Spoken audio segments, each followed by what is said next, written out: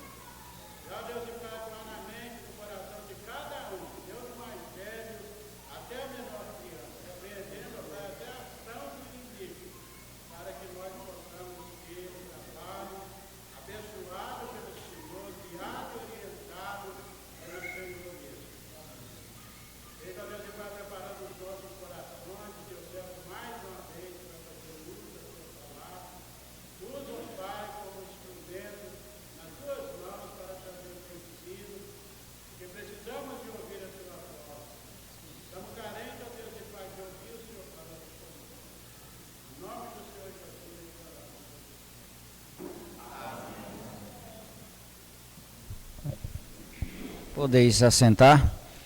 Nós vamos entoar mais um hino, vou deixar para a escolha da igreja. A igreja 322.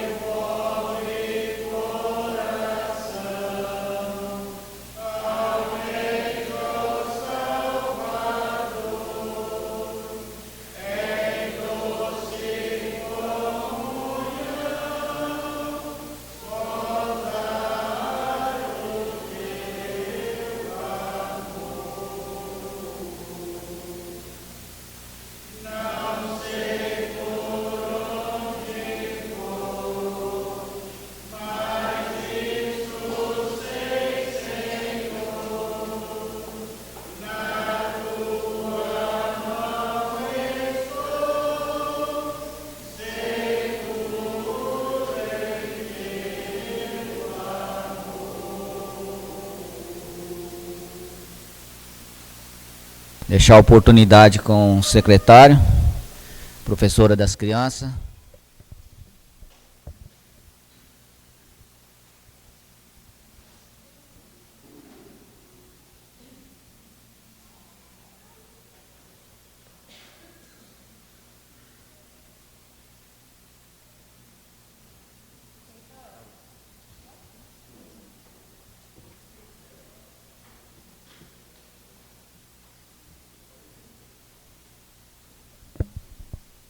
Passar a oportunidade para o nosso irmão, trazer o estudo da palavra do Senhor. Nosso irmão argentino está com a palavra.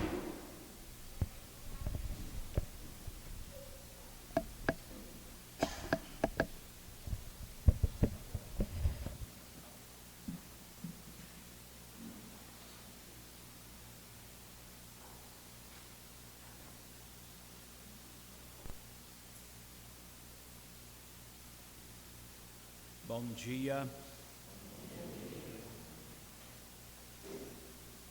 Obrigado pelo privilégio.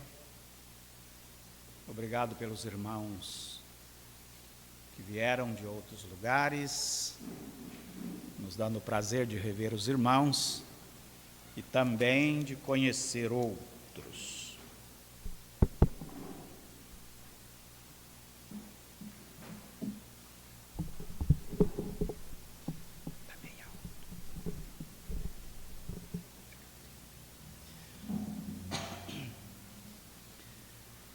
Hoje nós vamos ler no livro de Gênesis, no capítulo 5.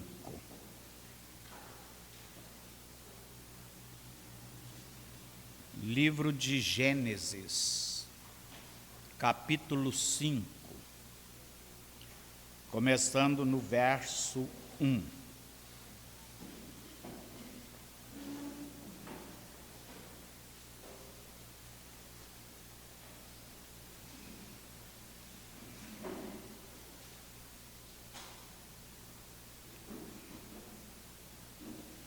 Este é o livro da genealogia de Adão. No dia em que Deus criou o homem, à semelhança de Deus o fez. Homem e mulher os criou e os abençoou, e lhes chamou pelo nome de Adão, no dia em que foram criados. Viveu Adão 130 anos e gerou um filho à sua semelhança, conforme a sua imagem, e lhe chamou Sete. Depois que gerou a Sete, viveu Adão 800 anos e teve filhos e filhas. Os dias todos da vida de Adão foram 930 anos e morreu. Sete viveu 105 anos e gerou a Enos. Depois que gerou a Enos, viveu Sete 807 anos e teve filhos e filhas. Todos os dias de Sete foram 912 anos e morreu. E viveu,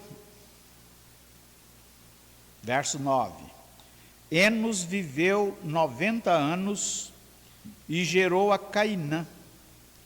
Depois que gerou a Cainã, viveu Enos 815 anos e teve filhos e filhas. Todos os dias de Enos foram 905 anos e morreu.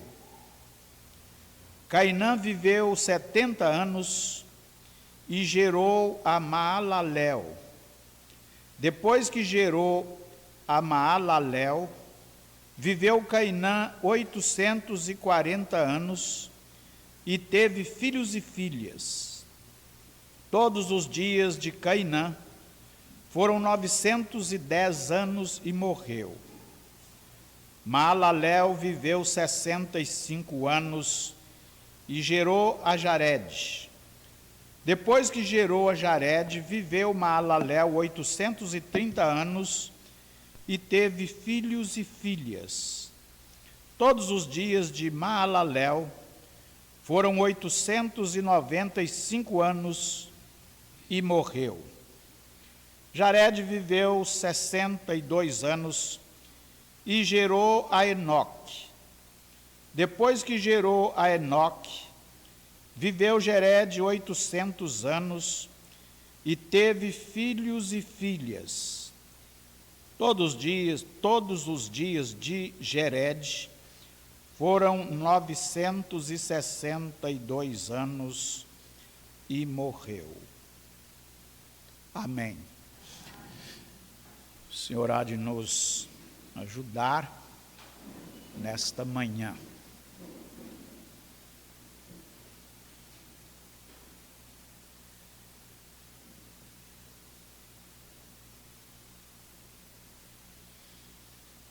Nesses dias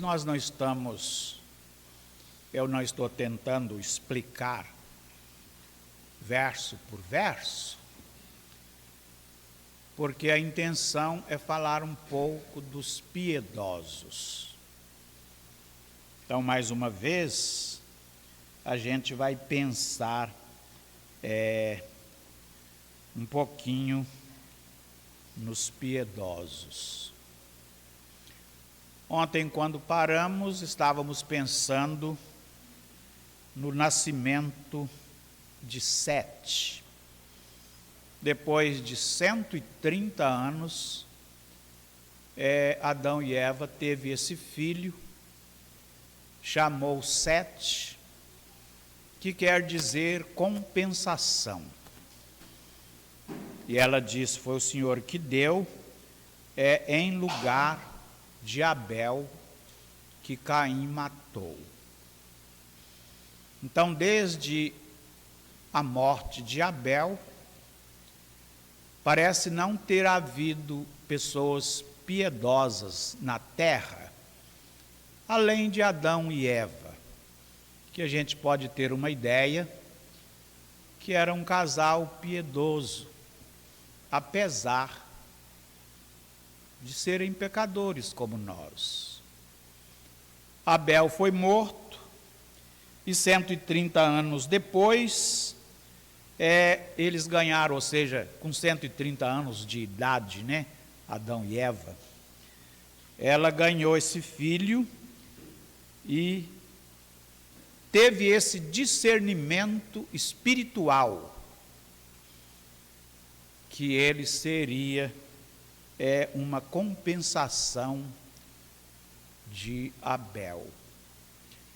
Eles devem terem muitos filhos durante esses anos, e talvez em nenhum desses filhos e filhas ela sentiu isso, mas quando nasceu Sete, ela teve esse discernimento, que ele veio para compensar Abel, que Caim tinha matado. Quando a gente lê da genealogia do Senhor Jesus, segue essa linhagem piedosa. Então, especialmente Lucas, vai falar do Senhor Jesus, da sua genealogia, e ele não vai citar os descendentes de Caim, mas ele vai citar os piedosos, chegando a Sete e chegando a Adão. Então, o Sete tem uma parte na genealogia do Senhor Jesus. Os piedosos, eles sempre tiveram que lutar muito e esperar muito. E aqui eles tinham 130 anos quando nasceu Sete. Ontem lembramos que Sara era estéril Rebeca era estéril e outras irmãs era estéril, e durante longos anos eles oravam para ter filhos. Adão e Eva também esperou por um piedoso durante muitos anos. Essas irmãs e outras, elas não tiveram culpa de ser estéril. A Eva não era estéril, mas ela teve culpa. E ela levou essa culpa, e o Senhor então deixou que durante todo esse tempo, aquele casal observasse o crescimento, o desenvolvimento dos ímpios. E só muitos anos depois, ela ganhou esse homem chamado Sete. O verso 3 diz assim, que o menino era semelhança e imagem de Adão.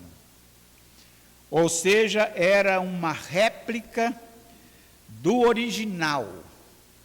E como Adão, também de caráter pecador. Mas os piedosos, apesar de pecadores, eles levam essa marca de fé, de arrependimento, de confissão de pecado. Então, o que faz uma pessoa piedosa é essa maneira de vida, consciente que é um pecador e ele precisa estar sempre voltado para Deus. Então, o Adão e a Eva e Sete, possivelmente eles viveram um certo tempo no anonimato. A morte de Abel deve ter sido lembrada durante muitos anos. E o assassino estava vivo. E os descendentes de Caim também eram assassinos. A gente citou de passagem o Lameque, que matou 2 homens e teve 2 mulheres. Então, os descendentes de Caim eram semelhantes a Caim. Agora nasce Sete, e ele é semelhante a Adão. Ou seja, não somente na aparência física, mas ele trouxe alguma coisa que fez a Eva dizer: ele é a compensação de Abel que Caim matou. Então, como nós citamos, ele está nessa linhagem dos piedosos, e dele descende o Cristo. Lucas narra isso, passa pela linhagem ímpia e termina sua genealogia em Adão, passando por Sete. Deus tem uma maneira interessante de contar a vida dos piedosos, e Ele não conta a vida dos ímpios. No capítulo 4 tem um relato breve dos descendentes de Caim, mas no capítulo 5 começa um relato bem mais longo da descendência dos piedosos. Nasceram, viveram, morreram com tantos anos e assim por diante.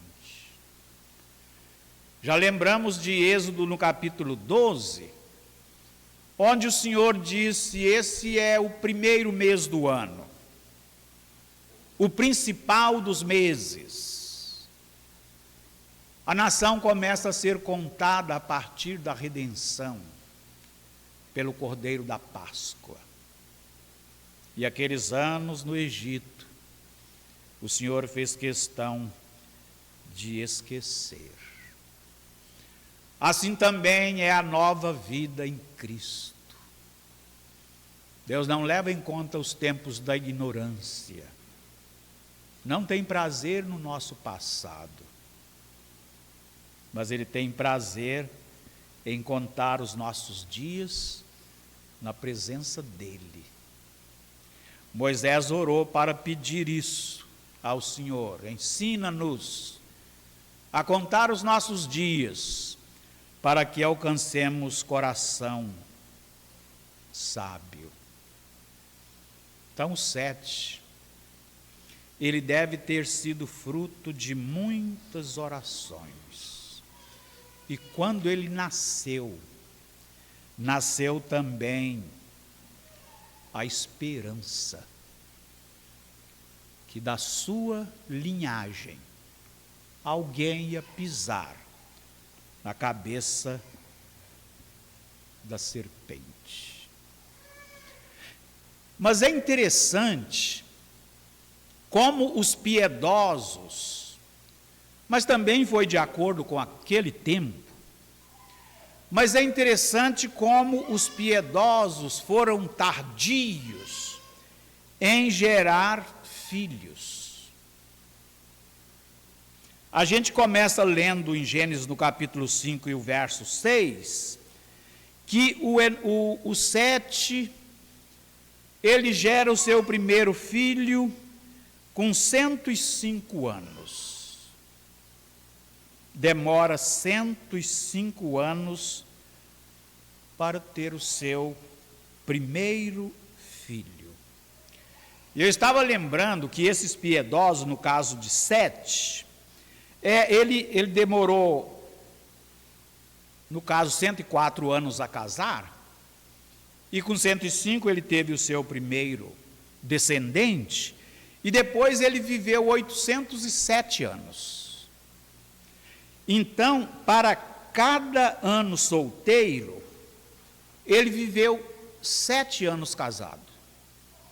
Para cada ano solteiro, ele viveu 7 anos casado. Então, por causa dessa vida longa, eles viveram até muitos anos casados. Talvez muito mais do que os piedosos de hoje. Porque se hoje um casal casa com 20 anos e morre com 80, eles viveram apenas 3 anos ou 4 anos para a quantidade de anos solteiro. Aí vem Enos, e ele gerou o seu primeiro filho com 90 anos. Então ele viveu 89 anos solteiro, e depois ele viveu 815 anos casado. E para cada ano solteiro ele viveu 9 anos casado. É muito tempo casado. Depois vem o Cainã. E o Cainã teve o seu primeiro filho com 69 anos. No caso, ele casou com 70, teve o seu primeiro filho com 69, e depois ele viveu 840, e para cada ano solteiro, ele viveu 12 anos casado. Então parece que isso vai eliminando essa ideia que eles casavam tardes demais.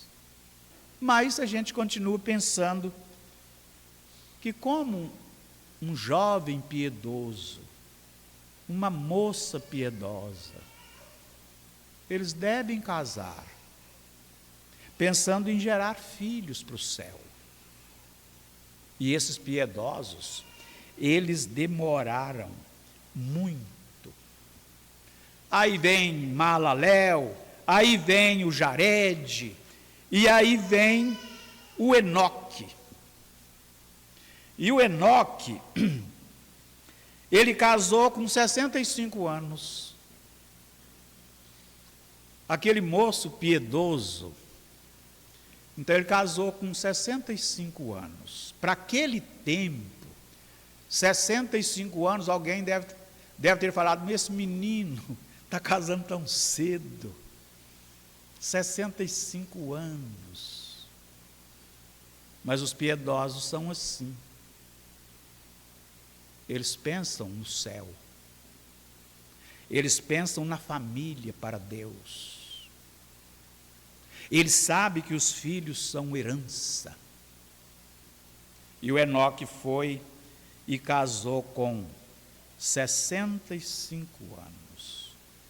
Só que esse homem, ele viveu pouco. E a gente aprende que para cada ano solteiro, ele viveu apenas uma média de 4 anos e meio casado. Mas mesmo assim, foi um bom tempo. E aí ele foi e gerou Metusalém. O Metusalém viveu 187 anos para gerar o seu primeiro filho. Depois que ele gerou o seu primeiro filho, ele viveu 783 anos. Então, para cada ano solteiro, ele viveu uma média de 4 anos casado. E assim, os piedosos vão gerando filho de uma maneira lenta. E essa geração de filhos, de uma maneira lenta, levou os piedosos a desaparecer da face da terra. Quando a gente estuda a respeito desse período, a gente vai aprender que quando veio o dilúvio, o Senhor achou Noé piedoso. Alguém já deve ter percebido que na família de Noé, só o Sem era piedoso. A gente não sabe da esposa, mas só o Sem era piedoso. Então ele vai dar descendência a Abraão e dar continuidade aos piedosos. Então os piedosos, eles foram desaparecendo da terra. Aí o Enoque gerou esse Metusalém, e esse foi o ano que o homem que mais viveu, e ele foi e gerou um outro homem chamado Lameque. E Lameque, com 182 anos, gera o primeiro filho, e assim por diante. E os piedosos continuam lentos em gerar filhos. Aí veio Noé. E o Noé parece que demorou 480 anos para gerar filhos. Muitas vezes a gente fica pensando, como foi isso? E nos parece, é apenas um pensamento, mas nos parece que no tempo de Noé, o mundo estava tão voltado para a impiedade, que o Noé não queria ter filhos, não queria ter família, porque é muito difícil pensar na família no mundo de impiedade. E chega em Noé, a média de filhos, até ali, foi mais ou menos 2. E aí a gente chega na igreja. Qual a média de filho da igreja hoje? Eu não sou bom de estatística, mas parece que não chega a 2. Para cada família, para cada casal. Os nossos pais tiveram 6, tiveram 8. Uma média boa. Mas a igreja vem reduzindo essa média e chegou, possivelmente, a 2 filhos para cada família. Se o Senhor Jesus demorar mais 100 anos, e a família e a igreja reduzir mais essa média de filhos, quando ele vier buscar a igreja, não haverá crianças piedosas, jovens piedosos. Mas é claro que, lendo as Escrituras, a gente aprende que quando o Senhor Jesus voltar, ele vai sim encontrar uma igreja viva. O apóstolo diz que os mortos ressuscitarão primeiro, mas depois nós, os vivos, seremos transformados. Então ele vai encontrar uma igreja viva.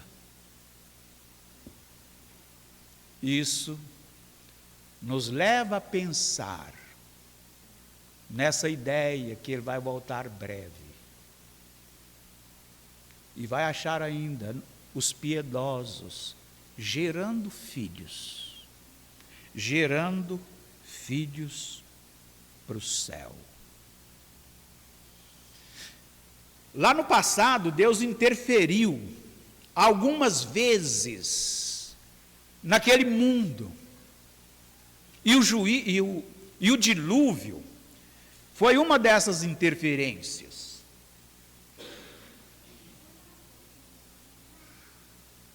E algum tempo depois, ele vai interferir na Torre de Babel, para que o homem pudesse cumprir o que Deus tinha planejado, que ele enchesse toda a terra. E algum tempo depois, ele interferiu nas cidades de Sodoma e Gomorra e as cidades vizinhas e destruiu. Eu gosto de pensar que o arrebatamento da igreja vai servir como uma intervenção divina, mas não para pensar que a partir dali o homem será melhor. O Senhor vai buscar a igreja, e a igreja é sal, a igreja é luz, e a partir dali o mundo vai ser pior, muito pior. Será os dias da tribulação. Então ele vai interferir nesse mundo. Ele vai buscar a igreja.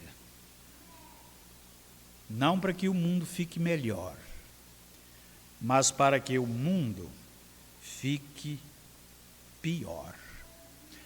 Eu gosto de pensar que a geração de filhos pela igreja é uma boa ilustração desse tempo que o Senhor Jesus vai voltar. E como nós lembramos, se a igreja continuar reduzindo, o Senhor Jesus vai voltar e não vai achar filhos piedosos, netos piedosos, famílias piedosas.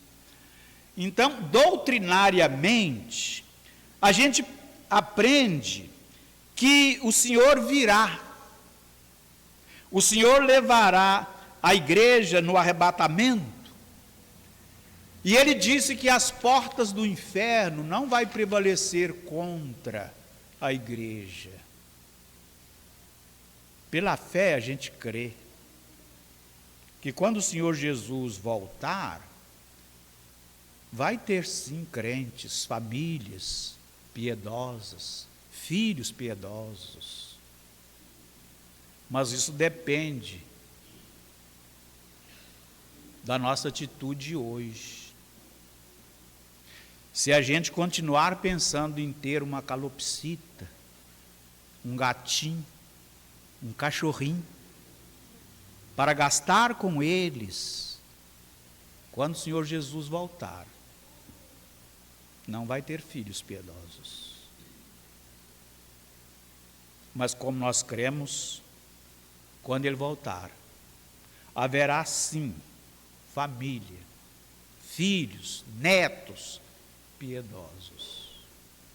Que o Senhor ajude os nossos casais a pensar nisso. Vou gerar filhos para o céu. É uma herança do Senhor. Adão e Eva e Sete saíram do anonimato quando o Sete teve esse filho chamado Enos. Parece que eles estavam encolhidos no meio daquela geração perversa. E de alguma maneira a igreja está encolhida no meio dessa geração perversa. E parece não haver recurso, mas só parece que o Senhor ainda pode nos usar para balançar esse mundo, mas que de fato cai uma falta de esperança na igreja. Não vai ter jeito. Mas como a igreja militante hoje, devemos ter esperança. Então, o Sete foi uma compensação, o substituto de Abel. As Sete geram um filho e coloca nome de Enos. E Enos quer dizer mortal.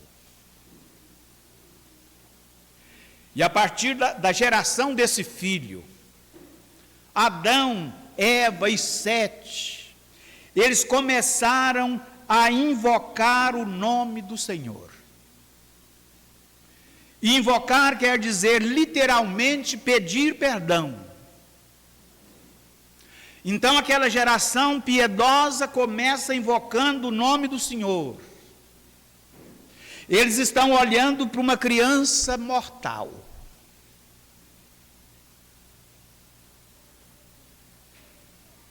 E o homem não invoca o nome do Senhor. É porque ele vive como se fosse imortal. Adão, Eva, Sete, está olhando para o menino mortal. E essa consciência dessa realidade levou esses piedosos a começar a invocar o nome do Senhor. Nós precisamos ter essa consciência. Nós precisamos olhar para os nossos filhos e antes de dizer ele vai ser doutor, ele vai ser médico, ele vai ser engenheiro, ele vai ser cientista, ele vai ser isso ou aquilo, a gente precisa dizer ele é mortal. Nós precisamos ter essa consciência, nós somos mortais. E como mortais, nós precisamos invocar o nome do Senhor. Se o meu povo que se chama pelo meu nome se humilhar e orar e me buscar, e se converter dos seus maus caminhos, eu ouvirei do céu, eu perdoarei o seu pecado, e eu sararei a sua terra. Eu gosto de pensar que aqui está o primeiro reavivamento da história dos piedosos. Os piedosos estão olhando para uma criança mortal. E eles começam a invocar o nome do Senhor. Enos foi o grande destaque daquele tempo. Levou aquela família a invocar o nome do Senhor. Do outro lado, estavam os cainitas, possuindo gado, inventando instrumento, fabricando armas, possuindo mulheres, matando pessoas, construindo cidades. E os piedosos clamando por perdão. E os piedosos clamando o nome do Senhor. Esse foi o grande reavivamento dos piedosos. Enos, o filho de Sete, era mortal. E essa consciência nos ajuda muito. A gente é mortal. O que temos que fazer para o Senhor? Precisamos fazer hoje, porque nós somos mortais. Aí o Enos, ele foi e gerou, vamos passar para o Enoque. Ele foi e gerou o Enoque.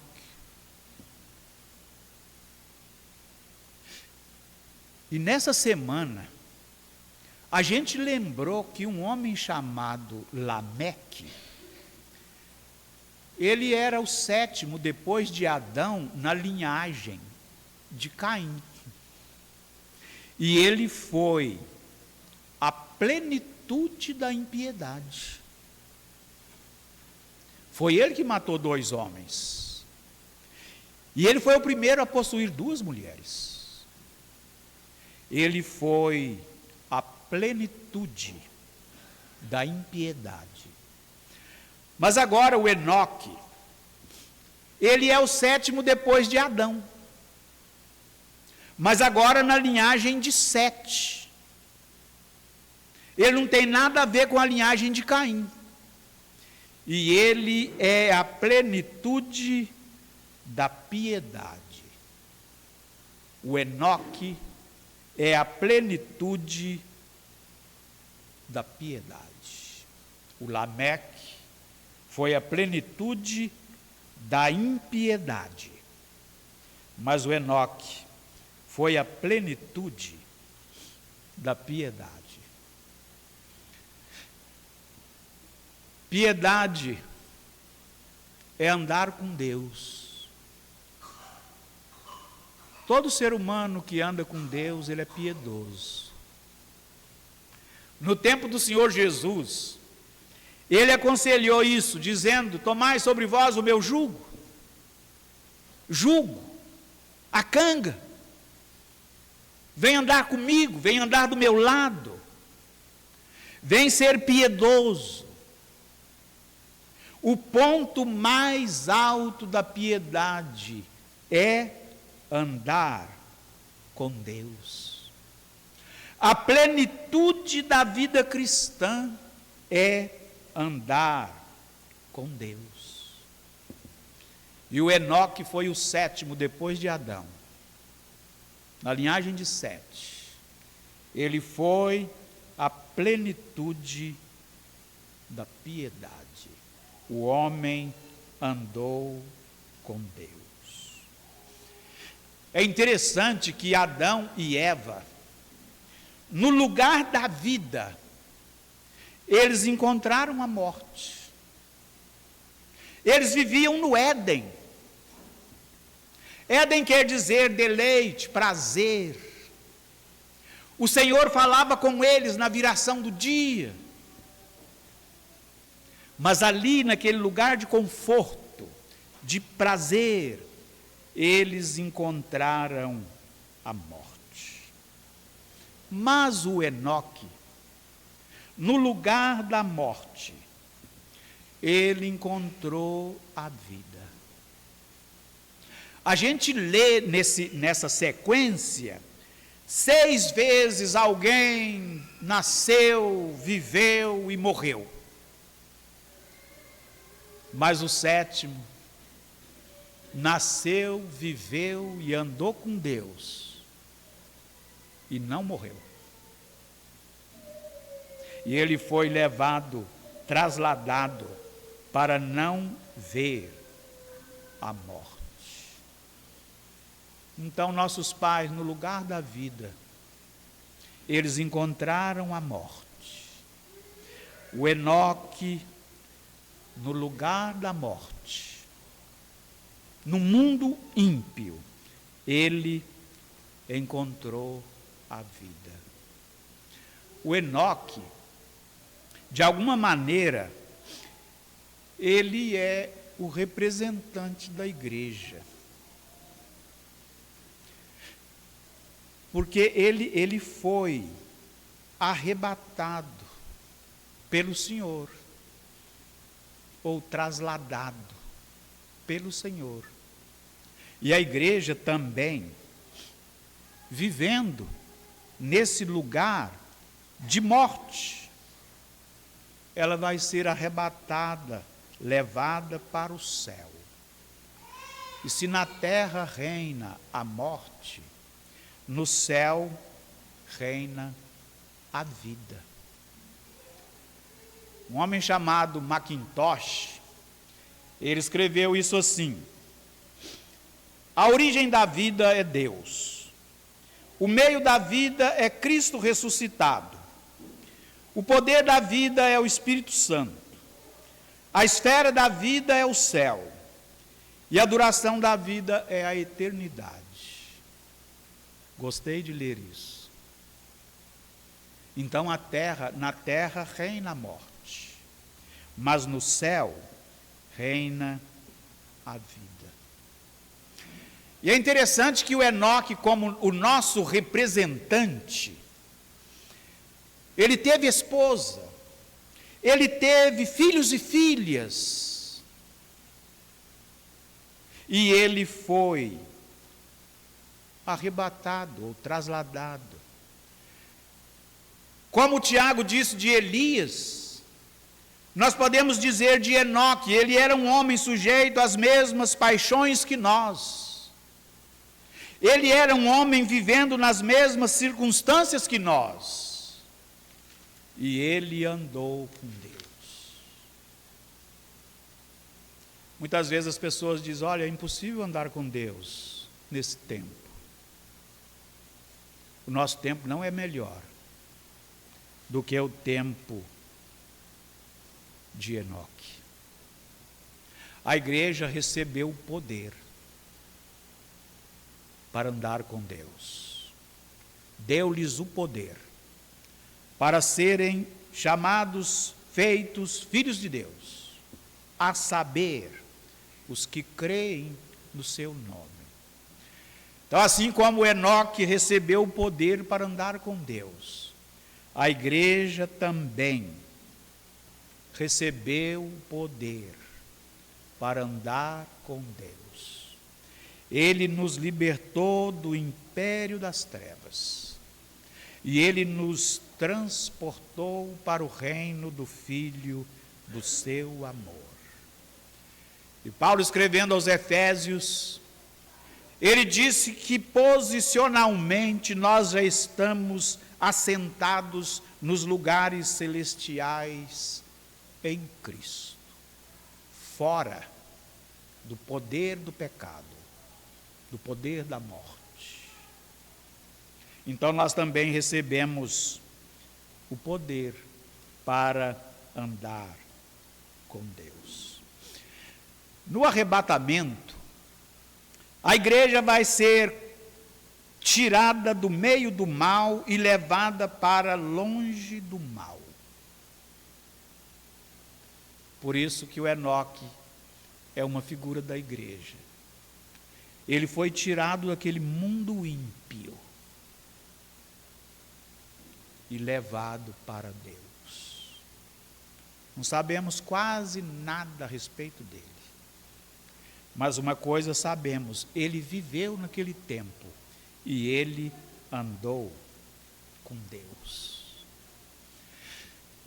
É um desafio para a igreja hoje. Porque a gente vê as pessoas religiosas e eles não andam com Deus. E a gente fica pensando, se eles andam assim, por que eu também não posso andar? Mas o desejo, a vontade de Deus é que a gente possa andar com Deus.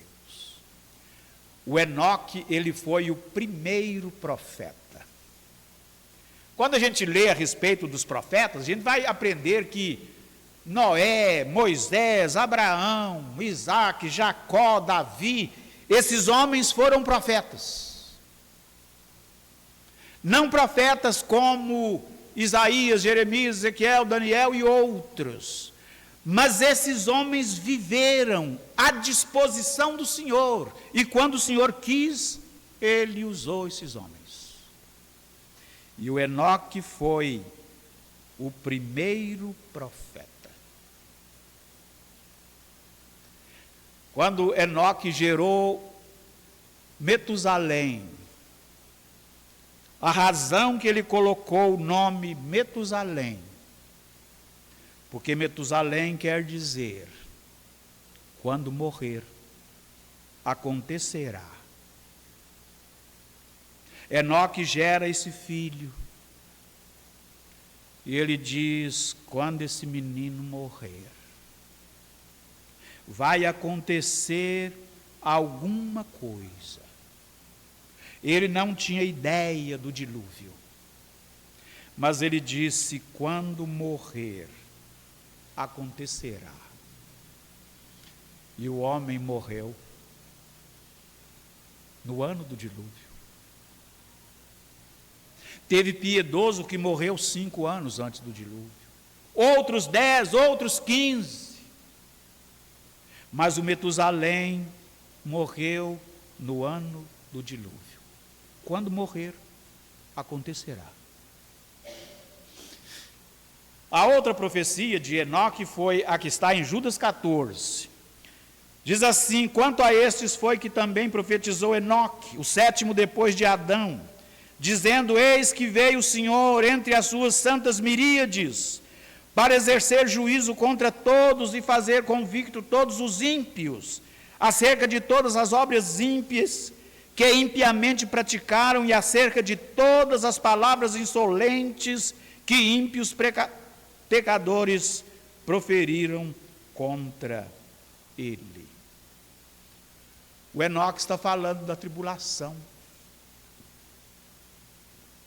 Ele profetizou o dilúvio. E ele profetizou a tribulação. Quando vier o Senhor, com as suas santas miríades, quando o Senhor for descer para estabelecer o milênio, a igreja vai descer com ele. E Paulo escrevendo, ele disse que ele será glorificado nos seus santos.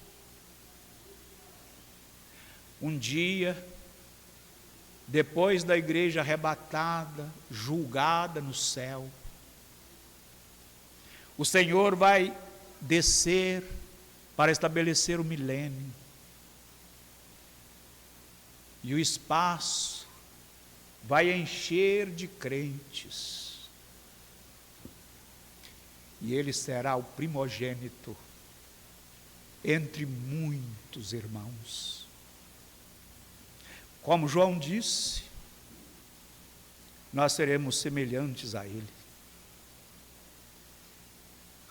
E o Enoque está falando desse dia, depois do arrebatamento, no finzinho da tribulação, o Senhor vai voltar em glória, e todo olho verá. Mas no arrebatamento, será num abrir e fechar de olho. E eu gosto de pensar que desde a cruz, ninguém mais dos perdidos viu o Senhor. Os escritores do Novo Testamento vai dizer que ele apareceu a Maria, ele apareceu a Pedro, ele apareceu aos discípulos de Emaús, ele apareceu aos 11, ele apareceu a mais de 500 irmãos. Mas enquanto ele estava com os discípulos, ele diz ainda por um pouco, e não me vereis mais. Então, desde a cruz, nenhum incrédulo viu o Senhor. E o Senhor disse que eles voltarão a ver,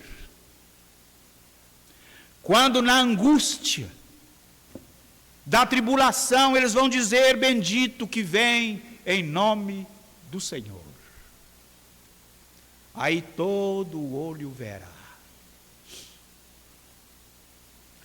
Há um questionamento a respeito de Paulo. Mas Paulo era incrédulo e ele viu o Senhor no caminho de Damasco. E a gente fica indagando: ele viu o Senhor ou ele viu a glória do Senhor? Mas se ele viu o Senhor, imediatamente, no instante, ele ficou completamente cego. Porque a verdade das Escrituras é que, desde a cruz, nenhum incrédulo pôde ver o Senhor.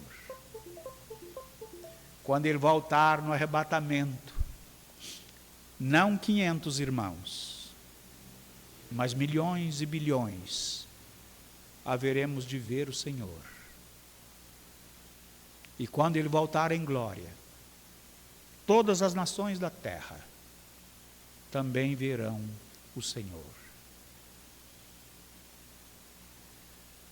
O arrebatamento da igreja é sempre um assunto interessante para o crente.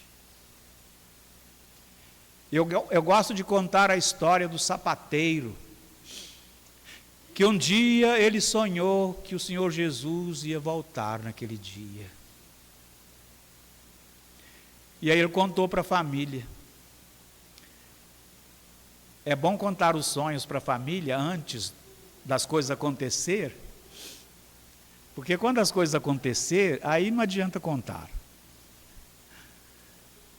Se você sonhou, conta antes, e aí não vai acontecer nada daquilo que você sonhou,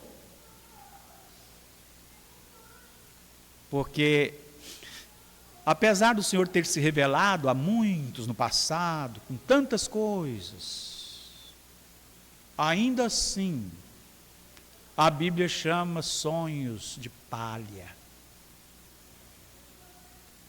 E diz: o que tem a palha com a minha palavra. Mas aí o sapateiro contou o seu sonho. Ele sonhou que o Senhor Jesus ia voltar. Ele contou para a família e depois foi para a sua sapataria. E ele viveu ali naquele dia, nessa expectativa: o Senhor vai voltar. E aí deu a tarde, e o Senhor Jesus não voltou. Aí ele volta para casa e a família diz: então, o Senhor Jesus não voltou. Ele disse: é verdade, o Senhor Jesus não voltou. Mas é verdade também que ele esteve o dia inteiro na minha sapataria.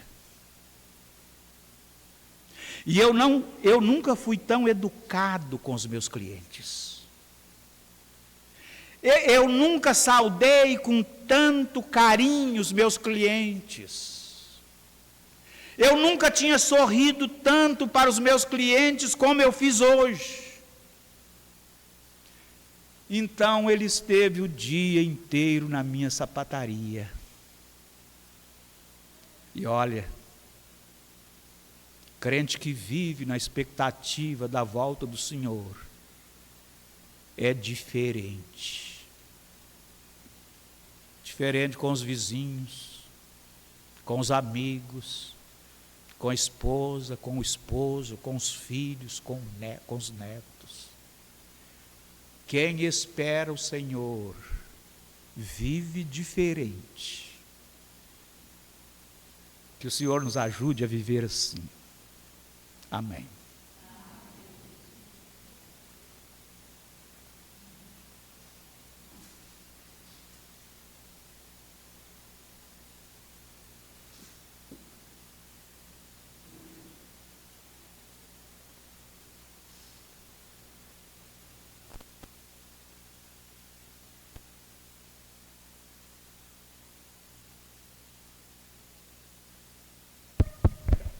Vamos estar entoando o hino de número 342, 342, achei um grande amigo.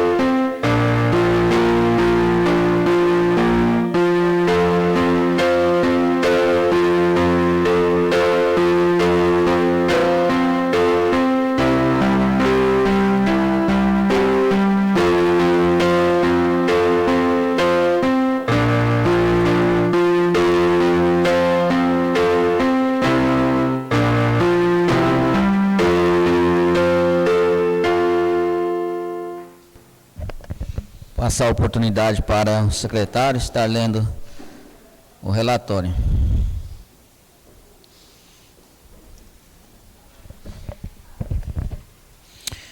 Relatório da Igreja da Escola Bíblica Dominical da Igreja Cristã Evangélica Casa de Geração, que se reúne em Machadinho do Oeste, Rondônia, situada na Avenida Castelo Branco, números 4109, aos dias 1º de setembro de 2024. Classe de D1, matriculados 36, presentes 30, ausentes 6, visitas 10, total 40, Bíblias 26, revistas 5, ofertas R$ 436,50, dízimos R$ 500. Classe Ruth, matriculados 35, presentes 23, ausentes 12, visitas 7, total 30, Bíblia 19, vistas 19, ofertas R$ 72, dízimos R$ 289. Classe Joias de Cristo.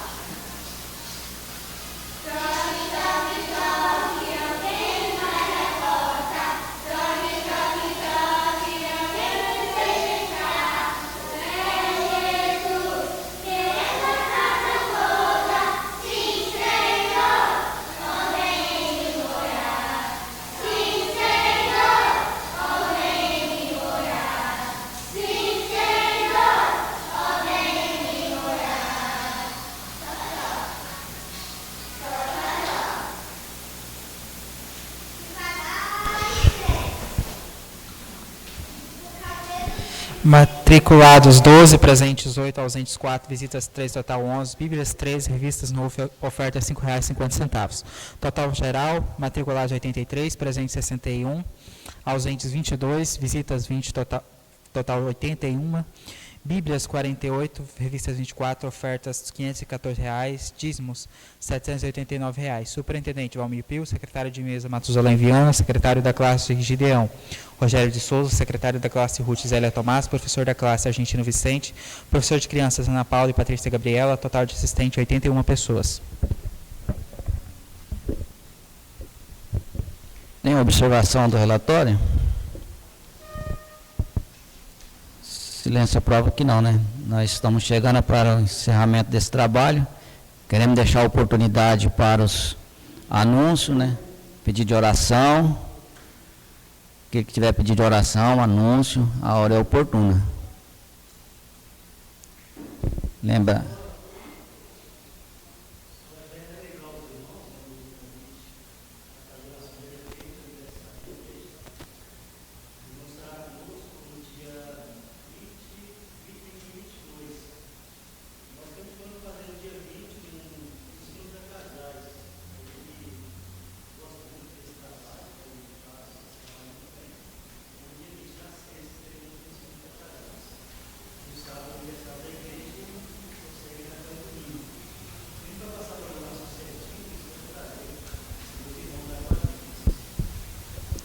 Todos têm ouvido, né? O convite do nosso irmão, né? Dia 20, 21 e 22.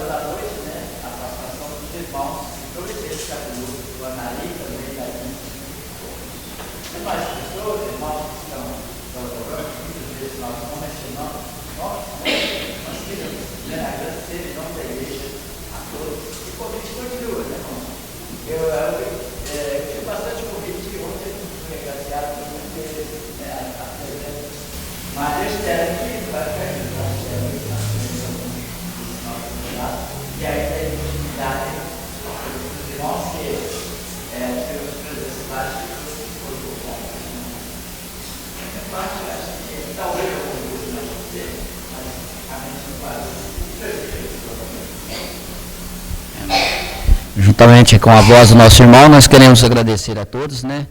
Nossos irmãos Theo Brama, né? De Ariquemes, Mato Grosso também, né? E que Deus possa estar assim abençoando a cada um, recompensando o espaço, né? E cada oportunidade possa estar assim, né? Na casa do Senhor, para junto nós estar aprendendo essa palavra do Senhor. Nós, ao terminar, né? Nós temos um almoço e de coração nós queremos agradecer a todos, né? E há trabalhos hoje à noite, às 19 horas, né? E o trabalho também no dia 7, né? Aqui na igreja, né? Que é o trabalho de ação de graça da nossa irmã Jacira. Nós vamos se colocar de pé.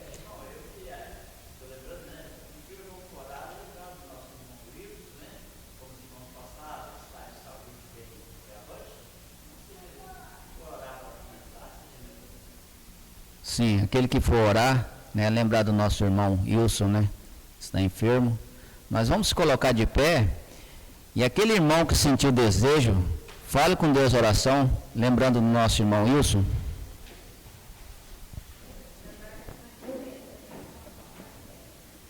Sim.